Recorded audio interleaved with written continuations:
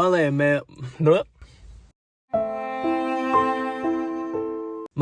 megwa, y'all. I am New the Night of Day, and welcome to Nun News with New Atu, where we combine a little bit of everything to talk about what we're going to talk about, which is today the difference between wisdom and intellectualism. Mostly just what is wisdom. So I would say intellectualism is the ability to study something, and typically that study is done by researching things that other people have already looked into and kind of figured out for you in a way that they've put it into a book or they put it into a video. And so you gather your findings, and then from there you must take the next step, which is the application. Now, I think that intellectualism is having the answer. Wisdom is knowing how to apply that answer.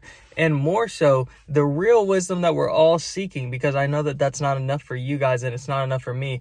The real wisdom is in finding out where that does not apply. See, a lot of our intellectualism comes from the scientific method, which is where it's a repeatable thing that recurs, that we can see happening over and over and over again. Wisdom is being able to apply that thing that works 99% of the time and to be successful 99% of the time. But the true unique wisdom, that is why we are all unique selves, is to explore what happens during that 1% of the time where it does not work. And the wisdom comes from you creating the whole picture and getting through that situation. What do you have to apply and do differently that didn't work when it worked the other 99%? Then you have the full 100. And in finding that out, that is where your true wisdom is gained. I like to think of intellectualism as almost kind of having a shield.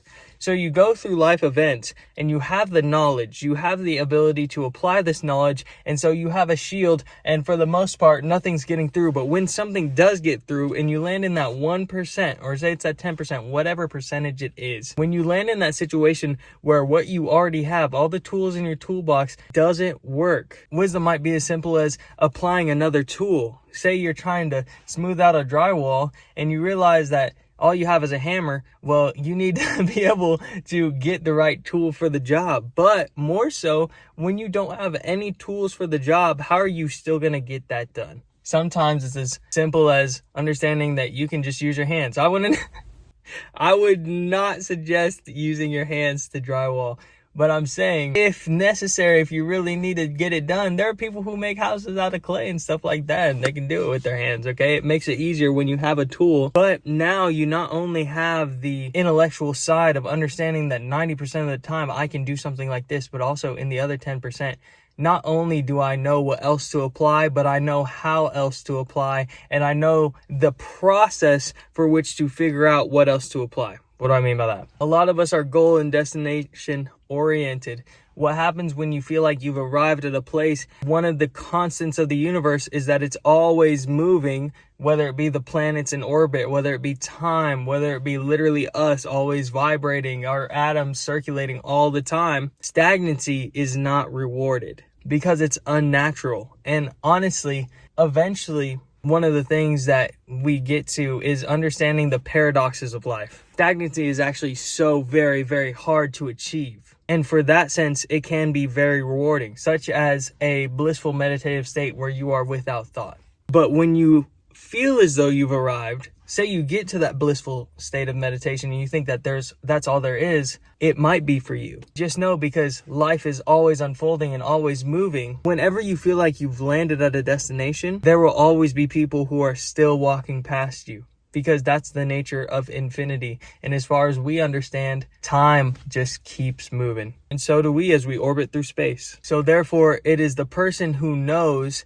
that it is the journey to get to the checkpoints that teaches them how to get to other checkpoints. There may be places that you arrive at for periods of time in which you do experience benefits from arriving there. Typically, though, the benefits are still growing and changing. Typically, if you arrive to a state, it is that the most beneficial part of that is that it is changing you. And this is where wisdom comes in. I'll probably do another video similar to this to expand on some of these topics, because there's a lot of places that I want to go with this, but I'm going to keep it simple for this one.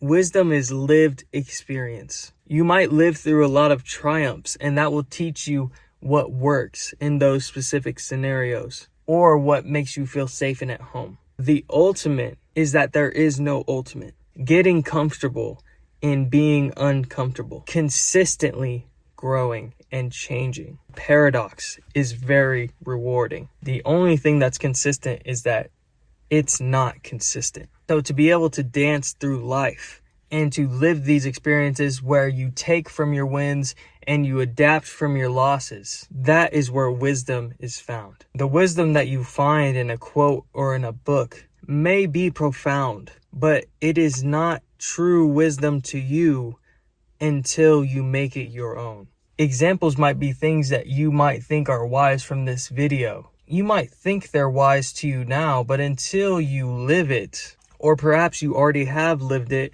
and I'm just putting it in a way or in a different way than you might have seen it, or perhaps in the same way that you might have felt it. Either way, it is your experience that helps you understand what is wise. And that is part of the reason that we are all unique. That is part of the reason for the self. The uniqueness of existing in an ecosystem and all the treasures and the joy that we bring to each other and the different lived experiences, from the trees to the birds to everything on this planet, even what we would consider non-living. That is why the universe chooses to show up in this way. When you exist forever in an endless state, you are any and everything, just by nature of being around forever. The only thing unchanging about it is that you'll never stop changing. Wisdom is not found in fearing something, but in understanding how that fear could possibly be helpful. True wisdom is not found in a conception, like saying true wisdom is not blank. It's in understanding, feeling, and being, and knowing that conceptions are just another box, another destination, another judgment, and that the truth, the real truth, is in the things that we can't express.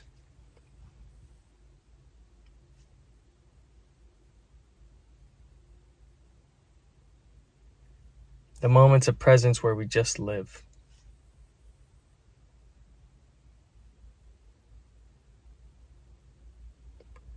The silence holds all the love, wisdom, joy, pain, everything that we can't express, and everything that refuses to be put into a box. Intellectualism is a great tool for wisdom because it makes things neat and puts it in categories and makes it recurring. It's proven over time and it's criticized, and if it doesn't hold up, it changes. Intellectualism is a great tool of wisdom, and wisdom is intellectual's greatest strength. Being wise enough to know that when something doesn't hold up, it's time to change it. Anyways, I hope you enjoyed the video. Got no AC. As you can see, I got progressively sweatier during this video. Thank you for watching to the end. If nobody's told you today, or if everybody has, just know that I'm proud of you. I love you and I trust you to keep being your best self. So keep doing that. As always, God bless, wa love, y'all guide, be new, or whatever you'd like to be. And I will see you all on the next video. Leave a comment. Tell me what you wanna talk about. I'd love to.